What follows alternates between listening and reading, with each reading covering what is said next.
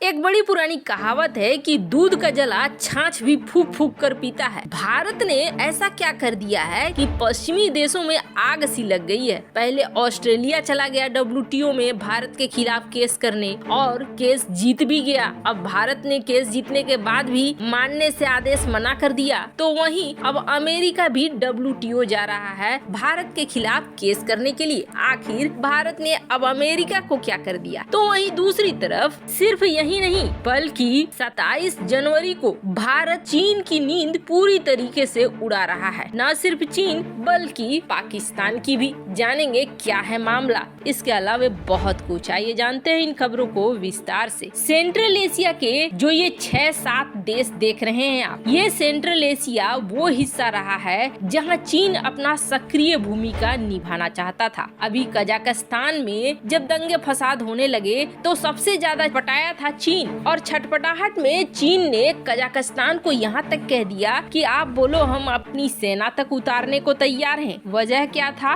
वजह साफ था, जो यूरेनियम और लिथियम का भंडार है कजाकिस्तान में, उस पर चीन की नजर है। तो वहीं सेंट्रल एशिया में अगर पकड़ बनानी है तो इन देशों को साथ लेकर चलना ही पड़ेगा, ये चीन का मानना है। क्योंकि कहीं न कहीं रूस को भी भविष्य में अपने लिए एक दुश्मन ही समझ रहा है चीन, आज भले हालात जैसे भी हो। इसलिए सेंट्रल एशिया के इन देशों में अपनी पकड़ को चीन मजबूत रखना चाह रहा है। जब बैठकें होती थी तालिबान को लेकर, तब चीन हमेशा और पाकिस्तान भी भारत को दूर रखता था इन बैठकों से कि कहीं सेंट्रल एशिया में भारत की एंट्री न हो जाए। पिछली सरकार में PV नरसिम्हा राव थे, जो खास तौर पर सेंट्रल एशिया के साथ भारत के रिश्तों को बनाकर रखना चाहते थे, इसलिए उन्होंने दौरा भी किया था। लेकिन उसके बाद की सरकारों ने ध्यान देना बंद कर दिया। अब नई सरकार, PM मोदी की सरकार सेंट्रल एशिया के साथ अपने रिश्ते को दोबारा से ठीक कर रही है। और भारत को किस तरीके का रिस्पॉन्स मिल रहा है उसका उदाहरण हमने देखा OIC बैठक में। उन्हीं दिनों जब OIC की बैठक कर रहा था पाकिस्तान, और पाकिस्तान ने OIC के देशों को न्योता दिया था, इन 6 देशों को भी न्योता मिला था, पर इन 6 देशों ने OIC की मीटिंग में जाने से ज्यादा महत्वपूर्ण समझा भारत के साथ NSA लेवल की मीटिंग करना। भारत की मीटिंग में वो पहुंचे, जबकि OIC की मीटिंग में अपने छोटे मोटे अधिकारियों को भेज दिया। OIC की बैठक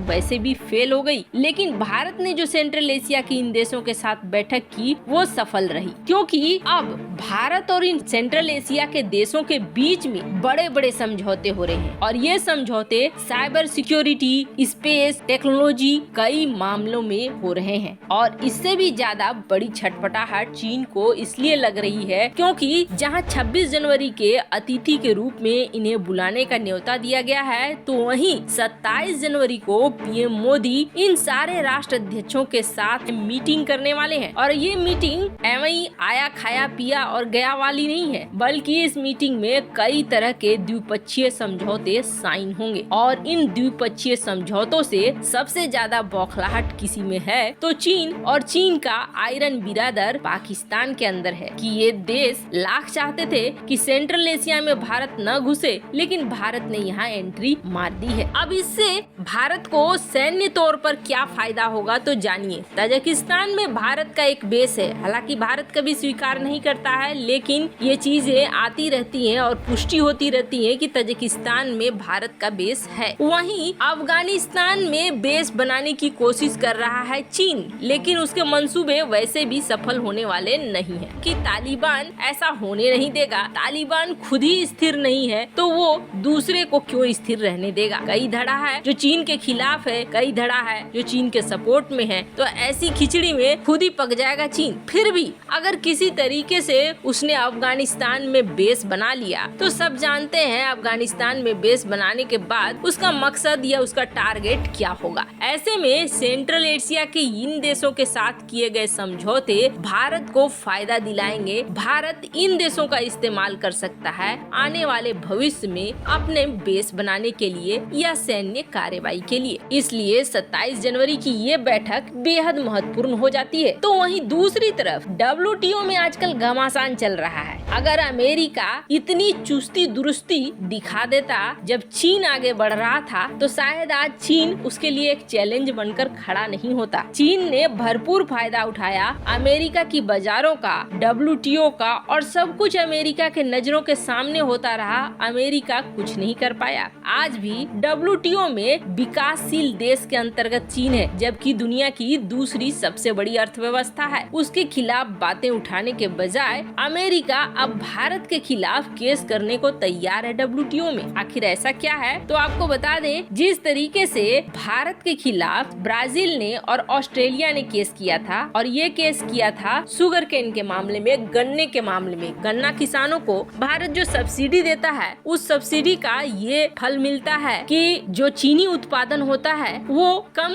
लागत पर होता है। और होता ये है कि अंतर्राष्ट्रीय मार्केट में जब भारत का चीनी पहुंचता है तो ये सस्ते दरों पर पहुंचता है। दुनिया के देश इसे खरीदना चाहते हैं, न कि महंगे दामों वाले ब्राजील के और ऑस्ट्रेलिया के। अब इसी को लेकर ये पहुंचे WTO। वहाँ WTO ने उनके पक्ष में फैसला दे दिया कि चलो ये सब्सिडी भारत को बंद कर देनी चाहिए ताकि अंतर्राष्ट्रीय बाजार ठीक से चले, सभी को फायदा हो। ये केस जीतने के बाद हालांकि भारत ने इस फैसले को नहीं माना है, पर अब अमेरिका ये सोच रहा है कि भारत के खिलाफ एक और केस कर दे WTO में, और ये बात अमेरिकी संसद में चल रही है। भारत दरअसल जिस तरीके से गन्ना किसानों को सब्सिडी देता है, वैसे ही भारत गेहूं के किसानों को भी सब्सिडी देता है। और बाइडेन का ये कहना है कि सरकार गेहूं के उत्पादन मूल्य के आधे से ज्यादा सब्सिडी दे देती है। अब अमेरिका की संसद में सांसदों ने ये बात उठाया है, और वो भी खत लिखकर भी, कि भारत की सरकार अपने किसानों को